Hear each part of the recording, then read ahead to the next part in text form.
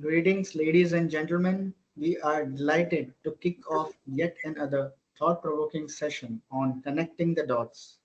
First and foremost, we extend our gratitude to our esteemed speakers for their participation in this panel discussion. Ms. Sonica Aron, founder and CEO at Marching Sheep, Ms. Gauri Das, Head HR at India Factoring, Ms. Pallavi Kar, Head of Human Capital, AVP HR at Provident Housing Limited, and Mr. Devang Pandya, CHRO at Proxtay. Unfortunately, Mr. Devang will not be able to attend the webinar due to health reasons. Hope he gets well soon. A warm welcome to all. Our esteemed panelists would be sharing their views on this insightful topic, diversity, equity, and inclusion. DEI are essential pillars for fostering strong, dynamic, and successful communities and organizations. By prioritizing DEI, organizations and communities build environments where talent flourishes, collaboration strengthens, and trust deepens. This not only leads to social and ethical progress, but also enhances overall performance, innovation, and resilience in an increasingly interconnected world. Embracing DEI is not just a moral imperative, it is a strategic advantage that paves the way for a more equitable and prosperous society. HRAI welcomes you all to the session on connecting the dots. To know more about HRAI and its events, I would request all our participants to visit the link and details posted in the chat window. I now take the privilege to introduce our moderator for this session, Ms. Pallavi Kar, Head of Human Capital, AVP HR at Provident Housing Limited. Our moderator for today's discussion is someone who truly embodies the essence of impactful HR leadership. With 18 years of experience across financial services, education, fashion and lifestyle, co-working industries, and real estate, Pallavi Kar has played a pivotal role in shaping people's strategies that drive business growth while fostering inclusive and high-performance workplaces. She is currently the head of HR at Provident Housing Limited, leading strategic initiative in talent acquisition, leadership development, and employee experience. A recognized industry leader, Pallavi has been honored with multiple HR Excellence Award and is a sought after speaker at leading business schools and industry forums, where she shares her insights on leadership, organizational culture, and future of work. Beyond her professional achievements, Pallavi is deeply passionate about creating workplaces where every individual feels valued and empowered. She believes that DEI is not just a policy, it's a mindset, a culture, and a commitment that needs to be lived every day. We couldn't have asked for a better moderator for today's discussion. Please join me in welcoming Pallavi Kar. Over to you, Pallavi. Thank you so much for that amazing introduction, Faisal. Really, really appreciate it. And good afternoon, everyone. I'm really excited to be here today and moderating this very, very important conversation on diversity, equity, and inclusion. Uh, for me, DI is not just about policies. It's about the culture. It's about embodying that leadership commitment. It's about everyday actions, right? So today we'll dive a little bit deeper into how organizations can move beyond these check boxes and truly embed DEI into the DNA of the organization. And of course, we'll keep it engaging, insightful, and maybe even a little fun, right? So let's get started. But before we dive in, okay, I'm just going to do a quick reality check. Just raise your hand or drop a yes, no in the chat box if you feel that DEI is a priority in your particular organization.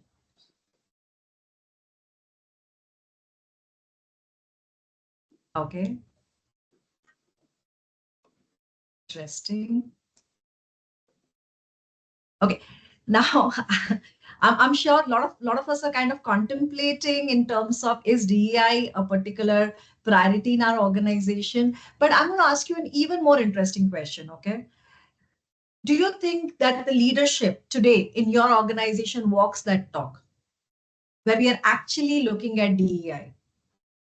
And that is where the challenges start coming in, right? So this is exactly why we are here today. DEI is more than just a fancy statement. It's on a company website, or maybe just even organizing a training. It's about bringing in that systemic change. It's about leadership actually taking accountability and making workplaces truly inclusive and not just diverse, right? Studies show that the organizations who are in the top percentile in their, DEI planning or so on, actually outperform their other competitors by more than 25%. And this is not me who's saying this. This is as per a McKinsey report, which was published in 2023. Yet, and yet, I'm sure each one of us have seen that, DEI initiatives start out really strong. They get a lot of applause, they get a lot of accolades, and then they fizzle out, just like New Year's resolution. We are already 2 months into the new year, and so this is why this particular discussion is very, very critical today. We'll be talking a little bit about how to measure DEI, right? Just beyond driving hiring numbers, and especially women hiring numbers per se, how to actually measure real behavioral change. Is it happening, not happening? How to future-proof DEI against economic downturns. And because it is 2025 now, we'll also talk about how to ensure that AI does not become our next unconscious bias. So it's going to be a very, very interesting discussion. So let's quickly get started. I'm going to introduce the panelist of today's discussion to you. With me, I have Gauri Das. Gauri heads she's the head of HR. She's the SVP at India Factoring and Finance Solutions Private Limited. Gauri is an engineer turned HR professional with double masters in human resources and psychology. She's an ICF coach and she's a well-respected HR professional. She's been 2 times TEDx speaker, founder of Iron and Circle Leaders, lifting leaders in Navi Mumbai Circle. That's basically a community which supports women. And she's an author, has won multiple rewards, including Economic Times Young HR Professional, HR 100 Under 40, Top 200 Global Voices in Leadership, Top 10 Global Women in HR. She's one of the most followed HR professionals on social media and LinkedIn Person of the Year. You can follow her on LinkedIn. The link for the same has been shared in the chat window. A big kudos to Gauri for the amazing, amazing accolades that she's won across. The next panelist that I have with me today is Sonica. Sonica Aron is the most respected and sought after facilitator and HR consultant in not just India, but globally today. Seen as a thought leader and a trusted advisor, her opinions and work are frequently published in leading publications like Times of India, Hindustan Times, Hindu, Life, Mint, Statement, Pioneer, Business World, etc. An alumnus of HRAI Jamshedpur, a certified coach, she has a very unique style of facilitation wherein she engages with her audience and draws out deep reflections and participation. She has over 25 years of experience across different leadership roles in different companies like Philips, AkzoNobel, Roche Diagnostics, Vodafone, Pepsi. She started Marching Sheep in 2013 with the purpose of making a difference to people's lives and careers. In the last 11 years, Marching Sheep has grown exponentially under her leadership, today delivering to nearly 400 clients across 50 plus countries. She has made an impact on more than 10,000 women through her interventions on career internationality under their flagship program, She Marches. She has engaged with several organizations and has helped build a long-term capability, diversity, and leadership strategy. She has helped client organizations systemically achieve desirable behavioral outcomes by streamlining relevant people management processes and delivering bespoke training programs. As a thought leader, she's invited to speak frequently at forums like FICCI, PhD Chambers, ASSOCHAM. She's invited as a speaker on TV channels like Mirror Now, Z News, CNBC Awards, NDTV 24/7, and she has been recognized by several platforms on her groundwork and impact on community by Forbes, Fortune, Business World, Outlook, UN Women, and the US Embassy.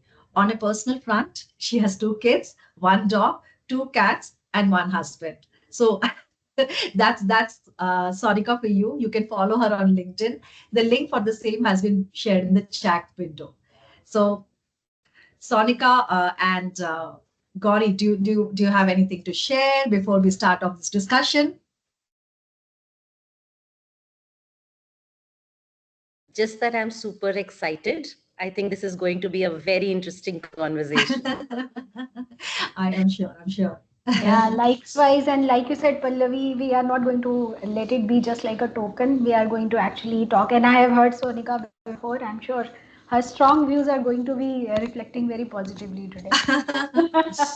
Absolutely, absolutely. Looking forward. And on that note, I just wanted to also share this. Like, every time people talk about DEI, and if for every time people talk about DEI and they talk only and only about diversity, like for every time people talk about DEI and diversity, like if I had a dollar or a rupee, by now I think I would have been a crorepati or something. People just confuse diversity with inclusion, whereas all of them are different concepts. So this is what we'll be talking about. Without any further ado, let me quickly jump into the discussion, and we'll hear our experts speak on that. My first question goes on to Sonica. Sonica, organizations have DEI initiatives, right? Like every organization thinks that they want to start a DEI initiative and they want to be in that space. But how can actually organization measure the long-term impact of DEI beyond traditional metrics like hiring and just retention rates? What are your thoughts? Awesome. So, Pallavi, there is a shift that I have seen in more recent times, and I am basing this answer more on the kind of work we've been doing in the past, let's say, 12 months. Okay. So, first and foremost, I think the narrative of what does diversity mean, I think that is broadening a little bit.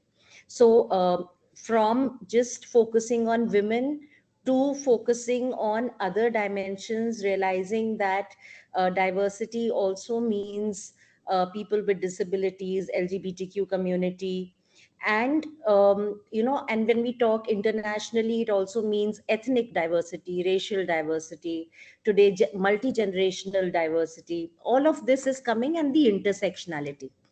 Now, when it comes to tracking how well are we doing in this space, pure numbers cannot give you a full story, because you are not just tracking how many women we have. Many times people from the community have not disclosed, and we cannot force them to disclose. So now we have to look at what is called as leading indicators. What are we doing to create an environment where everybody feels a sense of belonging, where everybody feels psychologically safe, where everybody can be their authentic self? So now when we work with clients and work on their DEI strategy, the question to ask is, what is a lagging indicator and what is a leading indicator? Lagging indicators can be your numbers. It can be how many people have we hired, how many people have we retained, how many people were covered in training. These are numbers. Now, how many teams, for example, how many processes have we streamlined from an inclusive lens? Today, when I am doing recruitment, do I have job descriptions which are neutral in nature? When I am screening resumes, do I have the capability in the organization where I am not um, sifting out resumes on the basis of gender, or because somebody might be from another region? Regional diversity also plays a role. So that is the kind of initiatives that some organizations are building in. The second piece that I see is how much of, and this is more at a country level, and a lot of MNCs have been doing this. There is something known as URPs, underrepresented persons.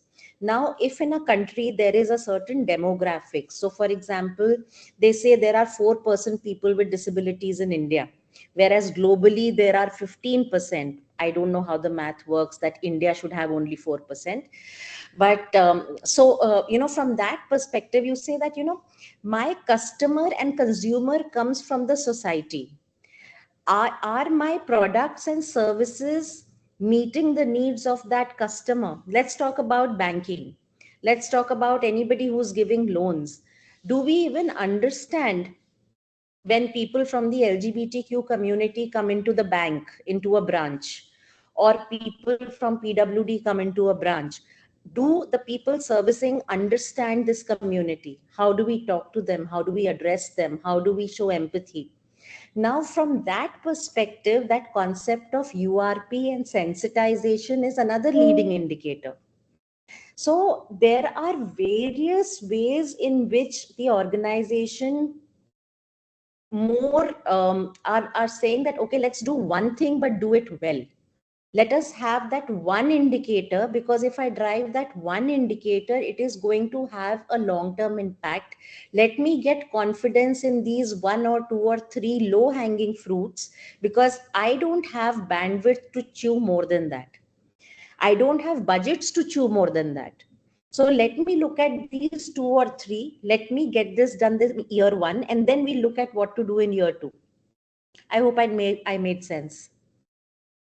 Absolutely, absolutely, Sonica. And I think it's a very critical aspect that you brought in, where organizations are now starting to think beyond, just hiring numbers. And I think that's a very interesting shift which is happening, right? But in order to ensure that we permeate that change down across to all levels, it's very critical to also ensure that it's driven from a top down, right? Ultimately, while of course culture is everybody's business, and I'm a strong believer of that. Having said that, ultimately the leaders are not aligned, or they don't think on those lines. I think that's where a lot of organizations kind of miss that game, right? So my next question will be to Gauri. Gauri, while of course Sonica did highlight about how organizations are kind of contemplating to move across the change, how would you recommend, like what can organizations do to ensure that leaders at all levels are truly committed to DEI beyond just a lip service? And that's when true change occurs. Gauri, over to you. Yeah, very pertinent point, Sonika, and rightly said, Pallavi. It should not be a lip service. We have to live it, and that's where whenever there is a small change, people will say, "Oh, now we are listening to certain things from US," and people are regularly asking in all forums, "तो तुम्हारे DEI का क्या होगा?" So why these questions? Because people think DEI is just a token. This is something which was being driven by US, and now that US is pushing back or taking things back, it is not going to work anymore. So if we have that thought process, because there was a board mandate, we were doing it, we will not be doing it. So, if in order to have this, we have to actually, I would say, education is one of the things that we have been doing, and India has actually reached a certain level, at least in urban areas. We are seeing, but yes, again, if we look at the movie, the recent Netflix movie that MRS misses, and we realize that no, things have not changed even in urban areas, right? So if this is the case, then it is always going to be a token. But if we live by it, if we make it a value, like you rightly said, it's diversity and inclusion are two different things. But sometimes I have seen cases where if you ask someone what is diversity, they will say it's inclusion, and if you ask what is inclusion, they will say it's diversity. So first, understanding education, and it has to come from top. No two thoughts about it. Unless the leadership lives by it, it is not going to work out. So when these questions started coming, I was like, why anything would change for us? It's not that we are doing it because of some pressure. We are doing it because we want to do it. So this want and needing to do, that is the difference, which will make a change. So yes, the same push from top, same metrics, like Sonika mentioned about metrics. You need to not only look at things, regular things, but she also mentioned that even your JD is talking about the inclusion or not, right? So if these small things are taken care of, then it will no longer remain a tokenism, but it will always be living. We will be living by it, and leaders would be taking that always taking it forward. Thank you so much for sharing those thoughts across, Gauri. I absolutely agree with you there. I think it has to go beyond this mere tokenism, where people feel that, I'm here only because to fulfill a DEI agenda. In fact, while I was going through this and I was thinking about that I need to be a part of this session, I went ahead and I did some research and I found this beautiful study by Harvard Business Review, which says that 75% of underrepresented employees, right, like the DEI, the token employees, experience loneliness.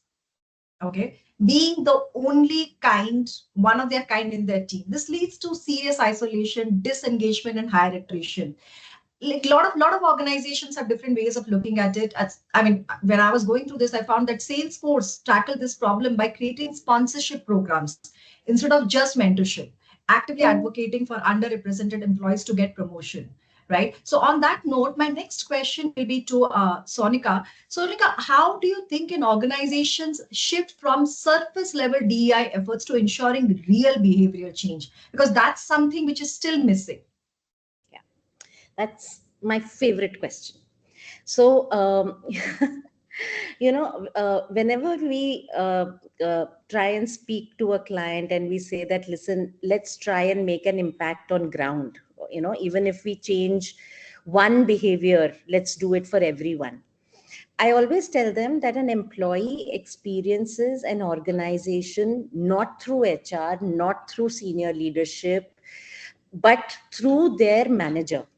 What is the kind of environment your first line team leader, supervisor, manager is creating in the environment?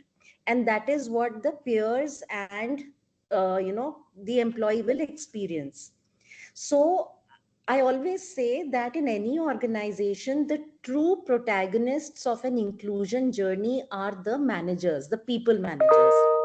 Are we equipping the people managers to build psychologically safe teams where everyone, irrespective of whatever difference they bring to the table, whether it is age, whether it is gender, whether it is sexual orientation, whether it is neurodiversity, whether it is my language difference, whether I'm a Jain who doesn't eat non-veg, whether I'm a teetotaler, right? In sales team, I'm a teetotaler, right? So whatever it is, right? But my manager creates an environment where everybody is welcomed because of the contribution and what they bring to the table. Now, building this capability is what will drive behavior on ground, and this needs to be run across all levels of managers to the top. Now, what we expect from leaders at the top is to role model these behaviors, to enable managers to be able to drive these behaviors, because many times we hear from managers at middle and junior level is, I want to do it, but I don't have the authority to change a policy. I don't have the authority to do X, Y, Z. So are we creating an enabling environment where people can speak up? They need to be more on the ground. While I agree that top leadership needs to be more strategic, but are they in touch with what is happening in terms of on ground experience of people? So as a role model, as an inspirer, as an enabler, that is what leaders need to do. And most importantly, across all of this, the HR capability needs to change. See, we as HR people are great when it comes to HR operations. And when, as an HR business partner, I need to have a difficult conversation with a line manager who is refusing to hire a diverse candidate because of some stereotype or bias, am I able to push back logically? Am I able to convince the line manager to hire on merit? Or am I just saying, or for that matter, even when I get a promotion recommendation, I immediately start making a case saying, okay, now my manager has said these two people need to be promoted, so now let me make a business case for this. But do I even ask the manager saying, okay, you have a team of 10 people, what about the other 8? What is the growth path for them? What is the learning journey for them? I think this capability and capacity in HR also needs to be built to have those difficult conversations with line managers. A lot of our HR operations people, HR BPs, have been in their branches or in their plants for 15 years, 20 years, and they have been reporting to plant managers and zonal managers. And because of this, there is a systemic barrier for them to be able to speak up. And I think that needs to be addressed. So these are my 2 bits.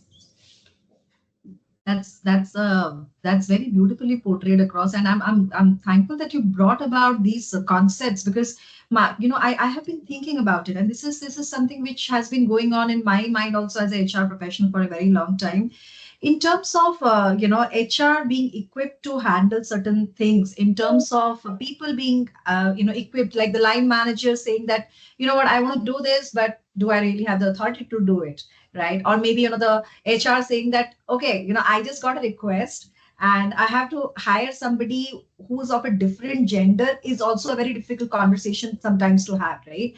So, in between all of this, and my next question will be to Gauri. Gauri, how do you think organizations need to start shifting the conversations from treating everyone the same to providing the right support? It's not about equality, it's about equity, and especially with those neurodiverse employees, with different cognitive styles. What would be your recommendation?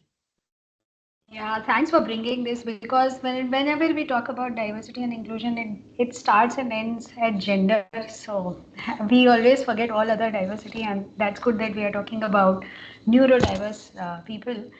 So yes, and I gained some exposure in this in CSR as well. We worked with CPI, which is Cerebral Palsy Institute. We also worked with Team Bliss Foundation, wherein we trained or skilled people to get employable skills. And with these exposures, I got a lot of insight about how we need to behave differently and work differently. But that's not going to happen at managers level. So you hire a neurodiverse person in your team, and you do not cut down on targets, then it is not going to help. Because when you are having a diverse person, you need to understand how they understand first. Because I have seen it during the meetings that people who are neurodiverse, they are also put up in the same environment, say it's a virtual meeting, and then they find it very very difficult to comprehend what is going on, what are they required to do. So we need to first understand them. So that is point number one, that we don't have to think everybody is thinking equally or has equal capability. We need to first have that empathy about them. The second thing would be, like I said, if you have them, then you have to cut down on expectations as well. As long as they are understanding the system, don't make it equitable, make it equity, because you need to give a push to them. You need to give them that support which is required. The third thing again would be language, which is very, very basic but goes a very long way. Because if you are working with someone, so someday you feel frustrated, एक दो चार नहीं 5 बार बताना पड़ता है, and you say, are you dumb? The moment you say this, it's all gone. Whatever efforts you have put in till now, it's all gone. So be very careful about your language, and that's where emotional balancing would be very important for the manager, for the team in charge. And then definitely the common theme, that leadership push should be there. Are we actually, when we are doing town halls, are we actually considering the fact that we have diverse people? Because many times it happens, like it happened with me also. Now that I started speaking in Hindi, I don't know what kind of audience we have here. Do they really understand Hindi or not? So even during the town halls, what messaging we are giving, whether we are telling them no, we will go by whatever we know or we do, we are not considering you, then it's not going to be the right message. So I think these 4 or 5 things, but the most critical one would be to understand it and be, I mean, even HR needs to have that understanding, that is your team ready for it? Pushing some initiative is not going to give you results unless you get the support back from everyone. So first and foremost, prepare yourself before you launch any such initiative. Before you have, you need to be ready to welcome them. They should not feel unwelcome. They just came, and I've seen some cases where people cry because of different kind of diversity, not neurodiversity. But yes, there have been instances. So prepare yourself well, educate yourself, have that emotional balance, cut down the expectations, create environment for them, and then definitely. But yes, we cannot say everything will be on merit here. Like you rightly said, it has to be equity. We have to give them the right push. I think that's very beautifully portrayed across, Gauri. In fact, my next question, and while you were talking about it, I was contemplating. I'm sure this is a question on a lot of people's minds. You spoke about different regional nuances, right? Like, if I speak in Hindi, does everybody understand? If I speak in English, also does everyone understand? Maybe. So, but that's one part of it. That's one part of being working in an organization which is India based. But of course, there are organizations which have global organizations. So, what are some of the challenges that you foresee, in implementing DEI policies in global organizations where there could be different sensitivity to different cultural nuances per se?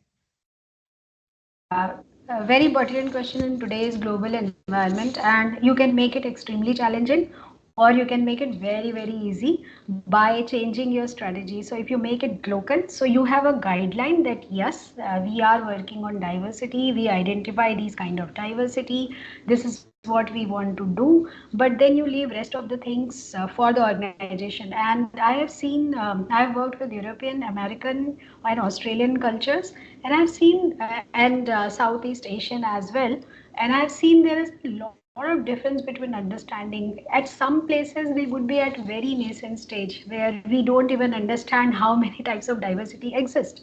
Or likewise, if you are working on a particular policy, say in terms of dress code also, so you cannot have a policy which will work in Europe. You say everything is okay and you cannot wear, which is something which is discriminating. We have had some cases in India also where there were questions on a dress code that a particular religion follows. So we have to leave it to them. So first thing would be have a global guideline that yes, this is what we want to achieve, but next level, connect with them. The third thing would be bring everybody together, not only the centralized team and the local team, but say for example, if you are working in 5 different continents, bring people from 5 different continents together, a DEI initiative at least, so that people start understanding that okay, these kind of differences may exist, and there can be a line in the global policy which may not be acceptable to you, and why it is not possible. Say for example, the very simple which everybody will understand in terms of compensation and benefit, right? We have a very complex structure. So we have a HRA and we have a LTA, and you can save taxes on that. Other countries do not follow such a system, and then they find it very difficult. Why do you want to have so many headers? So it took me years to explain this, right? Likewise, we have nuances in our culture. Say for example, one thing that people globally find very, very I would say odd or interesting is that we are vegetarian on Monday, Tuesday, but we can eat non-veg on Wednesday. So such kind of things, or somebody saying that okay, I am an Indian and I am fasting. This happened with me, and I had two more colleagues, and they said. I said I'm Hindu. I fast for this because I did not want to go in detail of it. And there were two more colleagues who were not fasting, and they said you are not Hindu. So these kind of nuances will not be able to understand unless they connect with. So bring everybody together would be the third thing that I would suggest from the experience that I have had. And fourth thing is let them go at their own pace. You cannot say next year in India every organization would be 50% diverse people, or this would be our ratio for neurodiverse people. It's very, very difficult. Like Sonica already mentioned, it's just 4%. And I was also amused when I heard this. How can it be just 4%? For other genders we say it's around 17%, 16, 17%, but for special ability we say it is just 4%. So allow them to have their own targets. You cannot compare a Europe or a India or a Middle East together. So yeah, this is how we have to do. But yes, first thing and foremost thing would be that be human and understand there is diversity. Forget about inclusion at the moment. Yeah, so I think Sonika has a point. Sonika. Yeah, I think Gauri has brought out some beautiful points. I just wanted to bring out a couple of things. So, when we work with the same company present in different geographies, what we've realized is that um, understanding their local statutes is very important. So, to give you an example, we have the RPWD Act in India, which clearly calls out 21 disabilities. But if we go to, let's say, ADA or the UK Equality Act or the Act in Japan, in Brazil, they all have very different statutes. So even if we have an overall agenda that we want to drive inclusion of people with disabilities, there would be certain nuances from a statutory level that we would have to build in into the implementation or the execution. That is number one.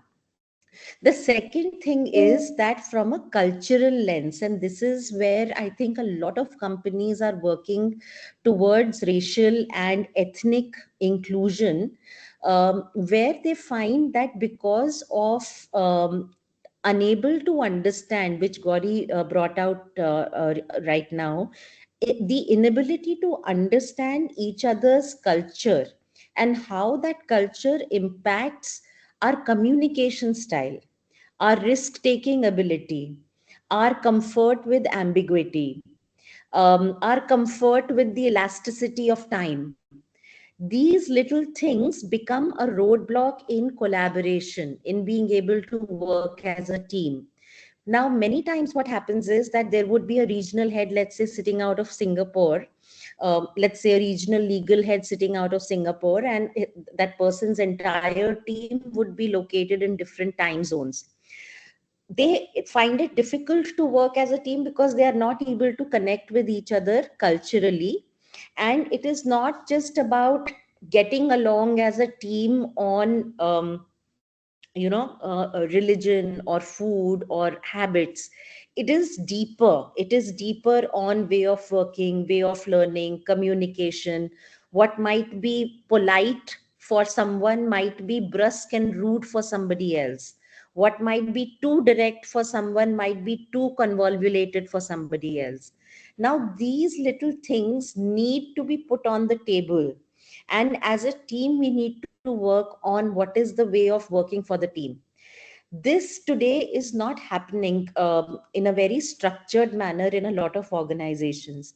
Even though there is transfer of talent from one country to the other, what happens is that the person who moves from country A to country B will be told about the country that person has moved to. But what about the five other people who are supposed to welcome that person's family? The integration needs to happen not just at the work front, but also at the social front. So all of these little nuances are still not completely thought through, even though we are becoming a global village. I think those are some very pertinent points that you brought about, especially, with different sets of people and different countries, the different cultural mindsets which come across, what can be considered as brusque somewhere can be considered as time efficient in another space of the world. So I absolutely agree with you there, right? But again, coming back to the main agenda being, what are some of the best ways where we can assess? And my question is back to you, Sonika. Like, what are some of the best ways that you can assess whether employees genuinely feel included and valued or not?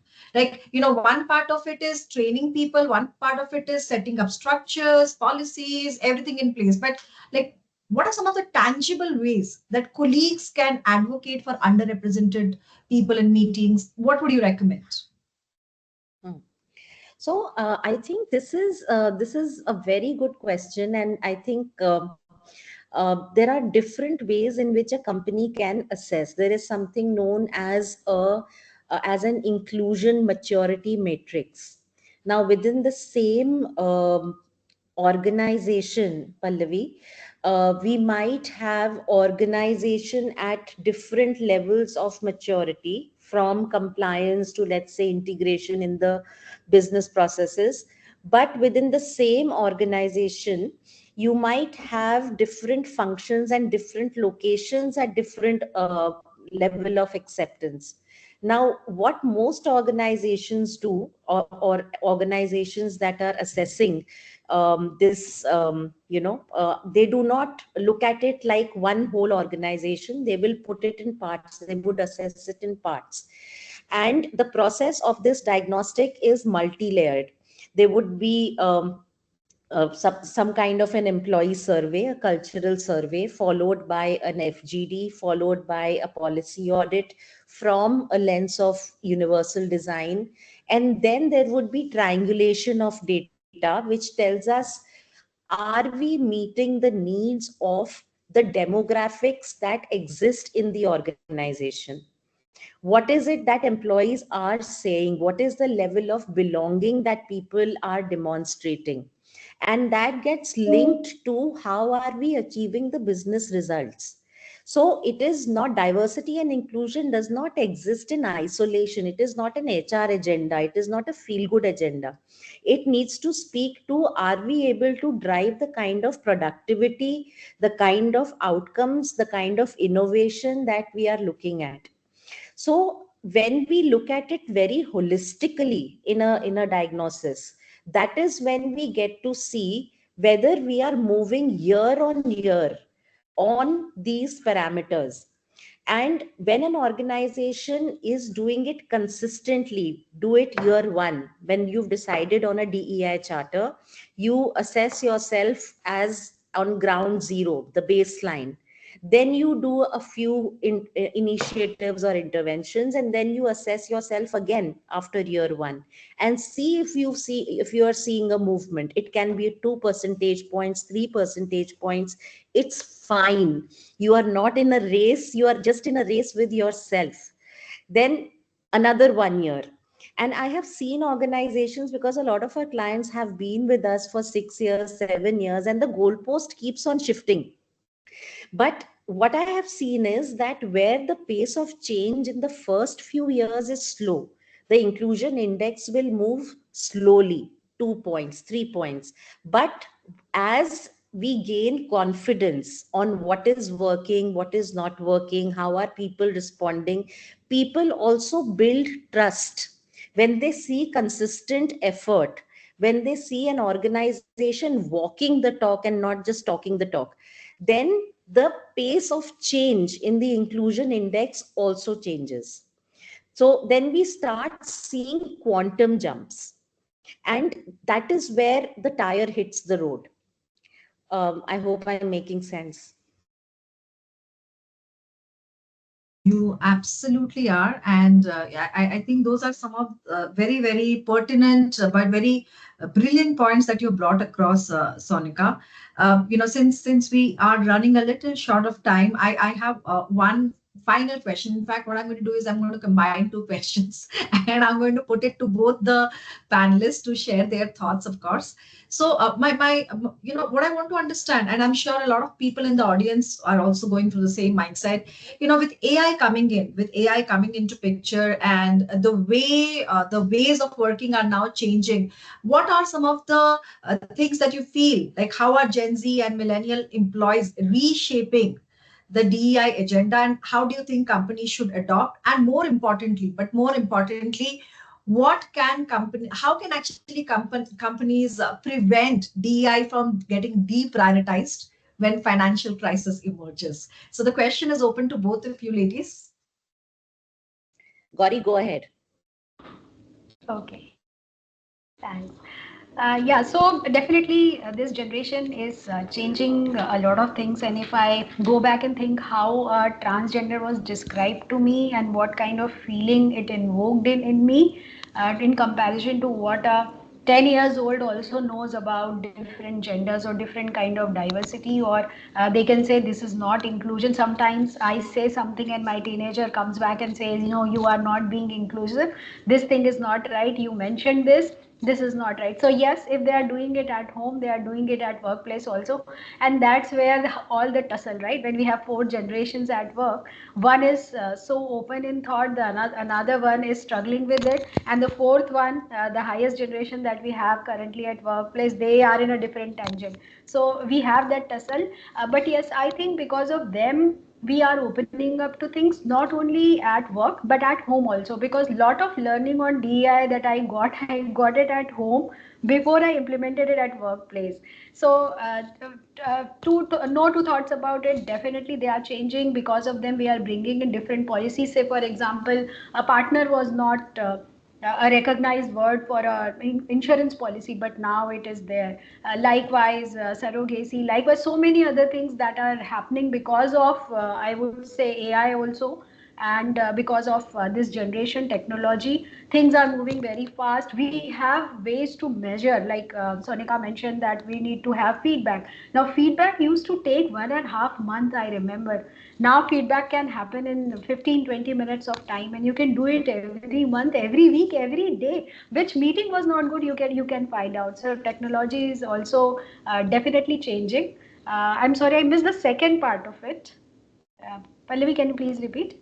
Yeah, no problem. So, Gauri, what I wanted to ask, and which is a question I'm sure is on everyone's mind, is what do organizations do when priorities change and financial crisis emerges and DEI Ah. gets deprioritized?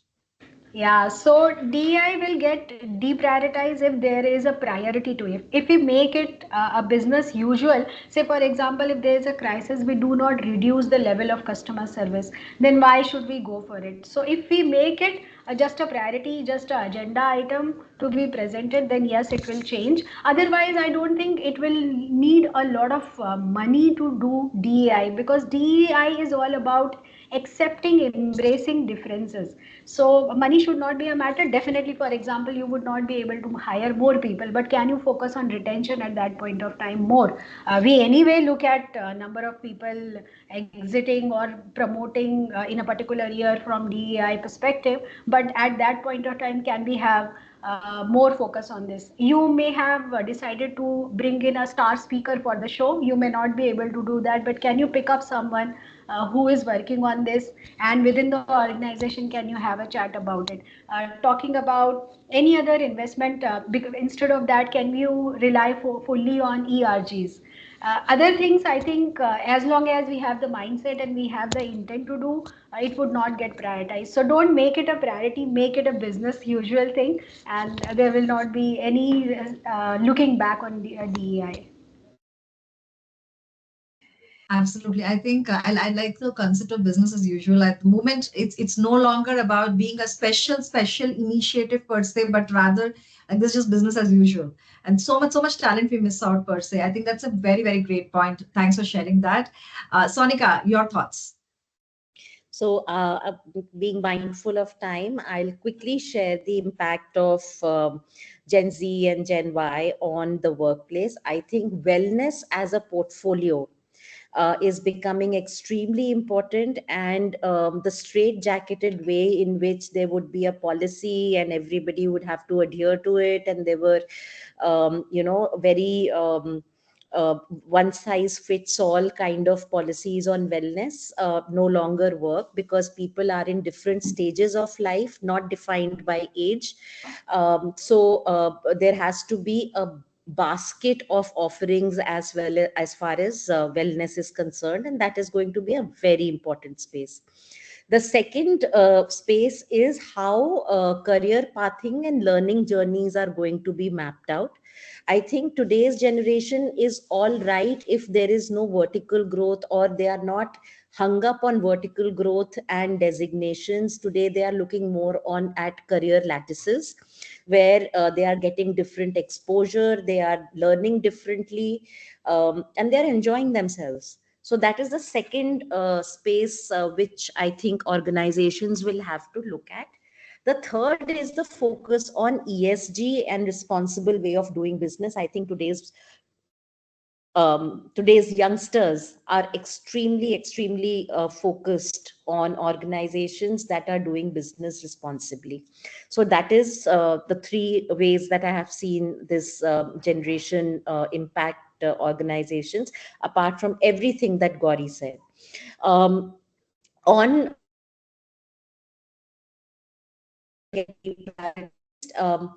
I think you cannot deprioritize humanity. I think we need to remember that behind productivity and profitability are people.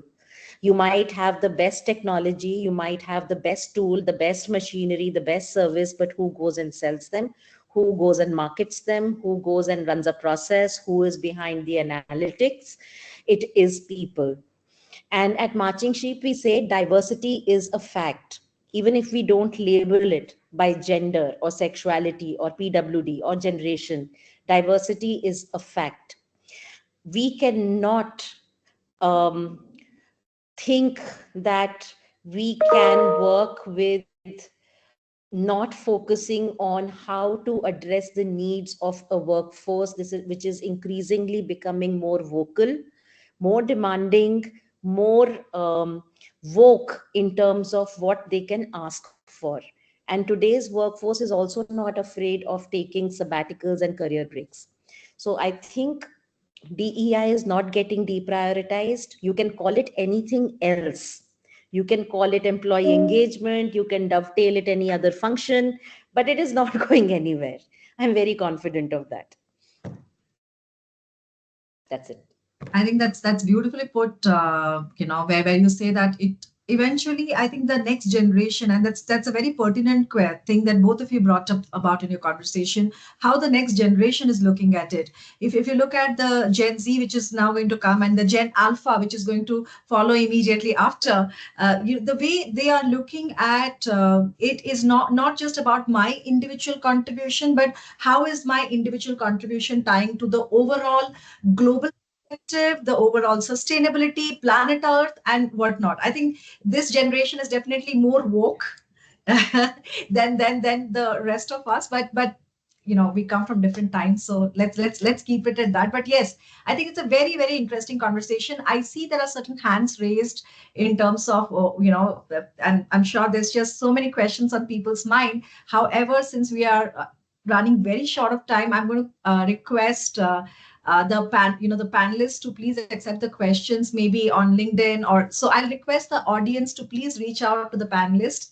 on LinkedIn. You can connect with any of the panelists on LinkedIn, and we'll be more than happy to answer your questions, to take this forward. I'm going to quickly conclude the session, but before I conclude, I just want to leave you with a story. And this is a very interesting story which happened to me. It's one of my personal experiences. I was not the leader in question, but I'm going to share the story that I heard from my mentor. So, a CEO once asked, why should we invest in DEI when we have more pressing business concerns? CEOs, right? Business, money.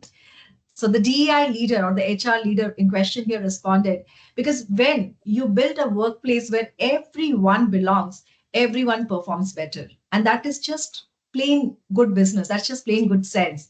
So here's my challenge to each one of you. I'm sure there are a lot of thoughts, insights that you'll be taking from this session.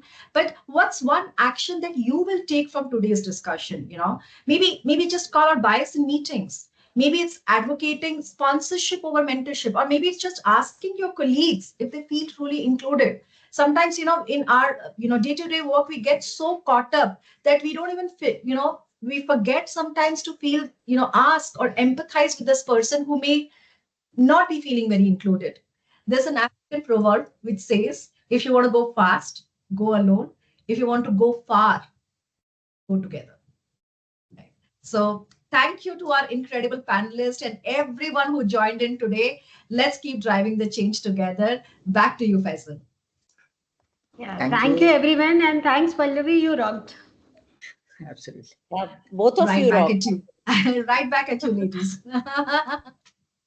So thank you, Ms. Pallavi, for expertly guiding us through this insightful session on the importance of diversity, equity, and inclusion in the workplace. Your perspective and intuitive insights helped us navigate the complexities and opportunities of fostering an inclusive and equitable work environment. Our sincere appreciation to Ms. Sonica and Ms. Gauri for generously sharing their valuable insights. It has been an absolute honor to have such distinguished speakers enrich this discussion, emphasizing the significance of embracing diverse voices and creating spaces where everyone feels valued and empowered. For those eager to visit today's insights, the session recording is available on our YouTube link shared in the chat window. A special thanks to our event partners, Gesh, NASCOL COE, Algro, TLE, WICCI, LinkedIn Local, Ahmedabad, and India for their invaluable support in making this event a success. With that, we conclude our today's webinar. Thank you for joining us. Stay healthy, stay positive, and see you next time. Take care. Thank you, Pallavi. Thank you. Thank you. Thanks, Thank everyone. you. Bye. Bye. Thank you. Bye bye.